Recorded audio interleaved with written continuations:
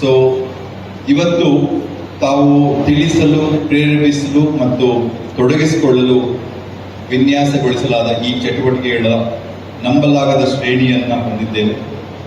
ಸಾರ್ವಜನಿಕ ಆರೋಗ್ಯ, ಔಷಧ ಮತ್ತು ಕ್ಷೇಮದಲ್ಲಿ ಪರಿಣಿತರನ್ನು ಒಳಗೊಂಡ ಒಳನೋಟವುಳ್ಳ ಪ್ಯಾನೆಲ್ ಚರ್ಚೆಗಳಿಂದ ಹಾಗೂ ಪ್ರಾಯೋಗಿಕ ಪರಿಕರಗಳು ಮತ್ತು ಸಂಪನ್ಮೂಲಗಳನ್ನು ಒದಗಿಸುವ ಸಂವಾದಕ ಕಾರ್ಯಾಗಾರಗಳು, ಪ್ಯಾರಾಮೆಡಿಕಲ್ ಸ್ಟಾಫ್, ಅರೆವೈದ್ಯಕೀಯ ವಿದ್ಯಾರ್ಥಿಗಳಿಗೆ ಉದ್ಯೋಗಾವಕಾಶವನ್ನು ಕಲ್ಪಿಸ್ತಕ್ಕಂಥದ್ದು ಹಾಗೂ ಅನೇಕ ಆರೋಗ್ಯ ರಿಲೇಟೆಡ್, ಹೆಲ್ತ್ ರಿಲೇಟೆಡ್ ಸೌಲಭ್ಯಗಳನ್ನು ಒದಗಿಸ್ತಾ ಇರ್ತಕ್ಕಂಥ ಆಸ್ಪತ್ರೆಗಳೊಂದಿಗೆ ಸಂಪರ್ಕ ಸಾಧಿಸಲು ಮತ್ತು ನಿಮ್ಮ ಅನುಭವಗಳನ್ನು ಹಂಚಿಕೊಳ್ಳಲು ಇದೊಂದು ವೇದಿಕೆಯಾಗಿದೆ. ಇದನ್ನು ತಾವು ಸದುಪಯೋಗಪಡಿಸ್ಕೊಳ್ತೀರಾ ಅಂತ ನಂಬಿದ್ದೇನೆ.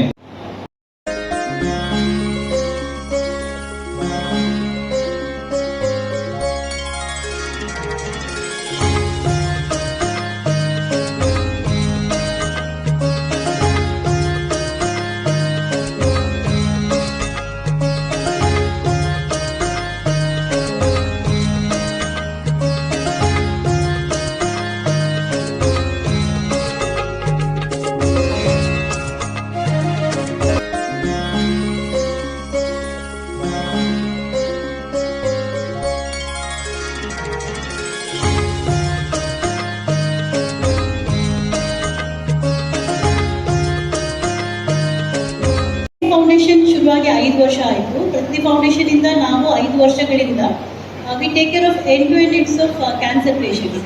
ಸೊ ಕ್ಯಾನ್ಸರ್ ಅವರಿಗೆ ಅವೇರ್ನೆಸ್, ಸ್ಕ್ರೀನಿಂಗ್, ಡಯಾಗ್ನೋಸಿಸ್ ಮಾಡ್ಕೊಡ್ತೀವಿ. ಹಾಗೆಯೇ ಕ್ಯಾನ್ಸರ್ ಅಂತ ಡಿಟೆಕ್ಟ್ ಆದಾಗಿ ನಾವು ಕೆಲವೊಂದು ಮೆಡಿಕಲ್ ಕಾಲೇಜಸ್ ಟೈಅಪ್ ಆಗಿದೆ. ಸೊ ಅಲ್ಲಿ ಅವ್ರಿಗೆ ಫ್ರೀ ಸರ್ಜರಿ ಸಹ ಮಾಡಿಕೊಡ್ತೀವಿ. ಮತ್ತು ಕ್ಯಾನ್ಸರಿಂದ ಡೆತ್ ಆಗಿರೋ ಪೇಷಂಟ್ಸ್ ಮಕ್ಕಳದು ಎಜುಕೇಷನ್ ಮತ್ತು ಹೆಲ್ತ್ ಸಪೋರ್ಟ್ ನಾವೇ ಮಾಡ್ತಾ ಇದ್ದೀವಿ. ಸೊ ಪ್ರತಿನಿಧಿ ಫೌಂಡೇಶನ್ ಈಗ ಈ ಸದ್ಯಕ್ಕೆ 29 ಮಕ್ಕಳದು ಎಜುಕೇಷನ್ ಮತ್ತು ಹೆಲ್ತ್ ಸಪೋರ್ಟ್ ಮಾಡ್ತಾ ಇದೆ. ನಮ್ಮದು ಮೇನ್ ಕಾನ್ಸೆಪ್ಟು, ಈ ಕಾರ್ಯಕ್ರಮದ ಮುಖ್ಯ ಉದ್ದೇಶ ಇದ್ದಿದ್ದು early detection is early cure ಅಂತ. ಸೊ ಯಾವುದೇ ಕಾಯಿಲೆ ಬಂದ ಮೇಲೆ ಗುಣ ಮಾಡೋದು ಇದ್ದೇ ಇರುತ್ತೆ. ಜೊತೆಗೆ ಕಾಯಿಲೆ ಸ್ವರೂಪ ತುಂಬ ದೊಡ್ಡದಾದಾಗ ಟ್ರೀಟ್ಮೆಂಟ್ ಕೂಡ ಕಷ್ಟ ಆಗುತ್ತೆ. ಸೊ ಬೇಗ ನಮಗೆ ಡಯಾಗ್ನೋಸಿಸ್ ಆಗಿ ಬೇಗ ಟ್ರೀಟ್ಮೆಂಟ್ ಆಗಲಿ ಅನ್ನೋ ಉದ್ದೇಶದಿಂದ ನಾವು ಈ ಕಾರ್ಯಕ್ರಮ ಪ್ರಾರಂಭ ಮಾಡಿದ್ದು. ಸೊ ಸ್ವಸ್ಥ ಕರ್ನಾಟಕದಲ್ಲಿ ಒಂದು ಬೃಹತ್ ಆರೋಗ್ಯ ಶಿಬಿರ ಇಟ್ಕೊಂಡಿದ್ವಿ. ತುಂಬ ಚೆಕಪ್ ಇದೆ, ECG, ಎಕೋಸ್, ಕ್ಯಾನ್ಸರ್ ಸ್ಕ್ರೀನಿಂಗ್ಸ್, ಬ್ರೆಸ್ಟ್ ಮ್ಯಾಮೋಗ್ರಾಮ್ಸ್ ಇದೆ, VMD, ವುಮೆನ್ ಡೆನ್ಸಿಟಿ ಸ್ಕ್ಯಾನ್ ಇದೆ. ಸೊ ಎಲ್ಲ ಜನರು ಇದನ್ನು ಉಪಯೋಗ ಪಡ್ಕೊಳ್ಬೇಕು ಅಂತ ಕೇಳ್ಕೊಳ್ತೀವಿ. ಧನ್ಯವಾದಗಳು. ಪ್ರತಿನಿಧಿ ಫೌಂಡೇಶನ್ ಅವರು ಒಂದು ಅತ್ಯಂತ ಉತ್ತಮ ಕಾರ್ಯಕ್ರಮವನ್ನು ಮಾಡ್ತಾ ಇದ್ದಾರೆ. ಅವರಿಗೆ ಪ್ರಥಮವಾಗಿ ನಾನು ಅಭಿನಂದನೆಗಳನ್ನು ಸಲ್ಲಿಸ್ತಾ ಇದ್ದೀನಿ. ಡಾಕ್ಟರ್ ಪ್ರಜ್ವಲ ರಾಜ್ ಅವರಿಗೆ, ಯಾಕೆಂದರೆ ಅವರೇ ತಮ್ಮ ಒಂದು ಪ್ರಾಸ್ತಾವಿಕ ಭಾಷಣದಲ್ಲಿ ಹೇಳಿದ್ರು, ಕಳೆದ 5 ವರ್ಷದಿಂದ ನಾವು ಈ ಫೌಂಡೇಶನನ್ನು ಸ್ಥಾಪನೆ ಮಾಡಿ ಬೇರೆ ಬೇರೆ ರೀತಿಯಲ್ಲಿ ವೈದ್ಯಕೀಯ ಕ್ಷೇತ್ರದಲ್ಲಿ ಅವರು ಒಂದು ಸಮಾಜ ಸೇವೆಯನ್ನು ಕೂಡ ಮಾಡಬೇಕು ಅಂತ ಉದ್ದೇಶ ಇಟ್ಕೊಂಡು ಅವರು ಈ ಫೌಂಡೇಶನ್ ಪ್ರಾರಂಭ ಮಾಡಿದ್ದಾರೆ. ಅದು ಬಹಳ ಒಂದು ಅತ್ಯಂತ ಒಂದು ಒಳ್ಳೆಯ ಕೆಲಸವನ್ನು ಮಾಡಿದ್ದಾರೆ ಅಂತ ಹೇಳೋದಕ್ಕೆ ಬಯಸ್ತಾ ಇದ್ದೀನಿ. ಯಾಕೆಂತ ಹೇಳಿದ್ರೆ ಇವತ್ತು ಅವರೆಲ್ಲ ಒಳ್ಳೆಯ ಈ ಮೆಡಿಕಲ್ ಫೀಲ್ಡ್ನಲ್ಲಿ ಒಳ್ಳೆಯ ಹೆಸರು ಮಾಡಿದ್ದಾರೆ. ಆದರೆ ಈ ಮೆಡಿಕಲ್ ಫೀಲ್ಡ್ ಏನಂತ ಹೇಳಿದ್ರೆ ಸಾಕಷ್ಟು ಇವತ್ತು ನಾವು ನೋಡ್ತಾ ಇದ್ದೀವಿ, ಜನರಿಗೆ ಆಗ್ತಾ ಇರುವಂಥ ಸಮಸ್ಯೆಗಳು, ತೊಂದರೆಗಳು, ಅನಾರೋಗ್ಯಕ್ಕೆ ಒಳಗಾದಾಗ ಏನು ಖರ್ಚು ವೆಚ್ಚ ಇರ್ತದೆ, ಅನೇಕ ಜನರಿಗೆ ಬಹಳ ಕಷ್ಟ ಒಂದು ಸಮಯಗಳು ಕೂಡ ಬರ್ತಕ್ಕಂಥದ್ದು ನೋಡ್ತೀವಿ.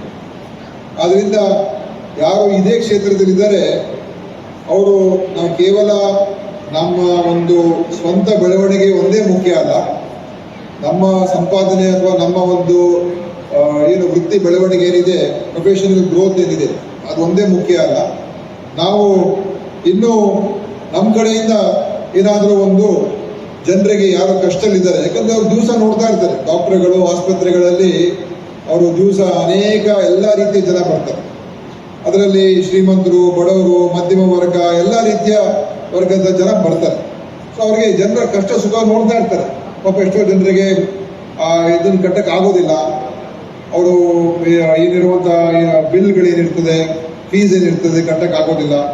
ಸೊ ಆ ಕಷ್ಟ ಸುಖ ನೋಡ್ತಾ ಇರ್ತಾರೆ. ಆದರೆ ಕೆಲವರು ಅವರ ವೃತ್ತಿಯಲ್ಲಿ ಏನು ಅವ್ರು ಕೆಲಸ ಮಾಡಬೇಕು ಅಷ್ಟು ಮಾಡ್ಕೊಂಡು ಮುಂದೆ ಹೋಗ್ತಾ ಇರ್ತಾರೆ.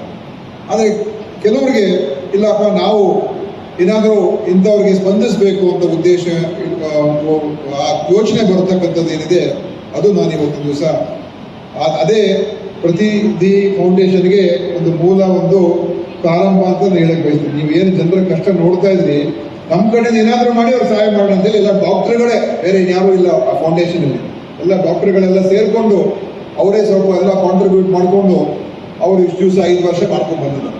ಸೊ ಇದು ಅವರ ಒಂದು ಕಮಿಟ್ಮೆಂಟ್ ತೋರಿಸ್ತದೆ, ಅವರ ಒಂದು ಏನೊಂದು ಸಹಾನುಭೂತಿ ಇದೆ, ಒಂದು ಕಂಪ್ಯಾಷನ್ ಏನಿದೆ ಅದು ಇವತ್ತು ತೋರಿಸ್ತಾ ಇದೆ. ಅದರಿಂದನೇ ಇವತ್ತು ಇಷ್ಟು 5 ವರ್ಷದ ನಂತರ ಈ ದೊಡ್ಡ ಮಟ್ಟದಲ್ಲಿ ಇವತ್ತು ಅವರು ಒಂದು ಕಾರ್ಯಕ್ರಮವನ್ನು ಮಾಡ್ತಾ ಇದ್ದಾರೆ. ಅಂದರೆ ಅವರ ಒಂದು ಬೆಳವಣಿಗೆ ಆಗಿದೆ, ಅವರ ಕಮಿಟ್ಮೆಂಟ್ ಮುಖಾಂತರ, ಅವರ ಕೆಲಸ ಕಾರ್ಯಗಳ ಮುಖಾಂತರ. ಇವತ್ತು ನಾವು ಟಿವಿಯಲ್ಲಿ ನೋಡ್ತಾ ಇದ್ದೇವೆ, ನಾವು ವಿಡಿಯೋ ಅವರ ಒಂದು ಕ್ಲಿಪ್ಪಿಂಗಲ್ಲಿ ನೋಡ್ತಾ ಇದ್ದೇವೆ. ಮಕ್ಕಳಿಗೆ ಅವ್ರಿಗೆ ಎಷ್ಟೋ ಜನ ಕ್ಯಾನ್ಸರ್ ಇಂದ ಯಾರು ತೀರ್ಕೊಂಡಿದ್ದಾರೆ ಅವರ ಕುಟುಂಬದ ಮಕ್ಕಳಿಗೆ ಅವರಿಗೆ ಸಹಾಯ ಮಾಡುವಂಥದ್ದು, ಅವರಿಗೆ ಎಜುಕೇಷನ್ಗೆ, ಅವರ ಹೆಲ್ತ್ಗೆ ಸಹಾಯ ಮಾಡುವಂಥದ್ದು. ಸುಮಾರು ನನಗೆ ಹೇಳ್ತಾ ಇದ್ರು, ಸುಮಾರು 89 ಮಕ್ಕಳನ್ನ ಅವರು ನೋಡ್ಕೊಳ್ತಾ ಇದ್ದಾರೆ ಅಂತ. ನಿಜವಾಗ್ಲೂ ಇದು ಬಹಳ ಒಳ್ಳೆಯ ಪುಣ್ಯದ ಕೆಲಸ ಮಾಡಿದ್ದೀವಿ. ಅಂದರೆ ಎಷ್ಟು ನೋಡಿ, ಎಷ್ಟು ಒಂದೇ ಮಗು ಇರ್ಬೋದು, 10 ಇರ್ಬೋದು, 80 ಇರ್ಬೋದು, 1000 ಇರ್ಬೋದು, ಆದರೆ ನಮ್ಮ ಕೈಯಲ್ಲಿ ಏನು ಮಾಡೋಕ್ಕೆ ಸಾಧ್ಯ ಆಗೋದು ಅದನ್ನು ನಾವು ಮಾಡ್ತಾ ಇದ್ದೀವಿ, ಅದನ್ನು ಅವ್ರು ಮಾಡಿದ್ದಾರೆ. ಸೊ ಅವರ ಒಂದು ಏನು ಜನಪರವಿರುವಂಥ ಒಂದು ಕಾಳಜಿ, ಕಮಿಟ್ಮೆಂಟು ಅದು ಕಾಣ್ತಾ ಇದೆ. ಈ ಒಂದು ದೊಡ್ಡ ಕಾರ್ಯಕ್ರಮ ಮಾಡಿ ವಿವಿಧ ಆಸ್ಪತ್ರೆಗಳು ಮತ್ತು ಬೇರೆ ಮೆಡಿಕಲ್ ಎಕ್ವಿಪ್ಮೆಂಟ್ ಮ್ಯಾನುಫ್ಯಾಕ್ಚರರ್ಸ್ ಇರ್ಬೋದು, ಸಪ್ಲೈಯರ್ಸ್ ಇರ್ಬೋದು, ಮತ್ತು ಮೆಡಿಕಲ್ ಕಾಲೇಜ್ಗಳಿರ್ಬೋದು, ಅವರೆಲ್ಲರೂ ಕೂಡ ಕರೆಸಿದ್ದಾರೆ.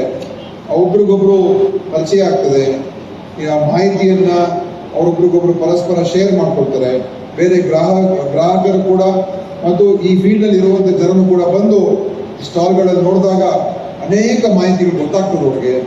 ಮತ್ತು ಈ ಥರ ಮಾಹಿತಿಗಳನ್ನು ನಾವು ತಿಳ್ಕೊಳ್ಳುವಂಥದ್ದು ಒಂದು, ಅದು ಹಂಚ್ಕೊಳ್ಳುವಂಥದ್ದು ಇನ್ನೊಂದು.